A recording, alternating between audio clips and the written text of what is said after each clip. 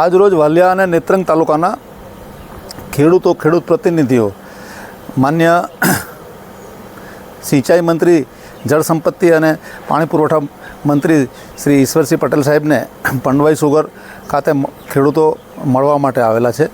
અને ખેડૂતો માન્ય મંત્રીશ્રીનો આભાર માને છે, કારણ કે સુક્કો ભટ્ટ વિસ્તાર નેત્રંગ અને વાલિયા તાલુકો એને સિંચાઈ મંત્રી તરીકેની સફળ કામગીરી દરમિયાન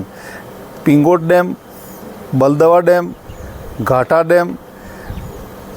દૌલતપુર ડેમ ને કાર્યાન્વિત કરવા માટે એમણે ખેડૂતોની રજૂઆતને ધ્યાનમાં રાખીને, આગેવાનોની રજૂઆતને ધ્યાનમાં રાખીને જે કામગીરી કરી અને જે પરિણામો ખેડૂતોને દેખાયા એનાથી ખેડૂતો ખૂબ આનંદ વિભોર છે. એ જ રીતે કરજણ સિંચાઈ યોજના કે જેનો ડાબા કાંઠો માં 51 કિલોમીટર ઉપર અને 40,000 હેક્ટર જેટલી જમીન છે, એમાં વાલિયા તાલુકાના 15 ગામો આવે છે. તે ખેડૂતો પણ એ ગાંધુ ગામ સુધી પાણી પહોંચે એની માગણી સાહેબને રજૂઆતો આગળ કરેલી અને એ વાત સાથે પણ એમણે સહમતિ બતાવી અને નામદાર ગુજરાત સરકારે માન્ય મંત્રીશ્રીની સૂચના મુજબ, મંત્રીશ્રીની માગણી મુજબ 1,42 કરોડ રૂપિયા એ ફક્ત ડાબા કાંઠા માટે કરજણ સિંચાઈ યોજનાના મંજૂર કર્યા, જેનાથી ખેડૂતો ખૂબ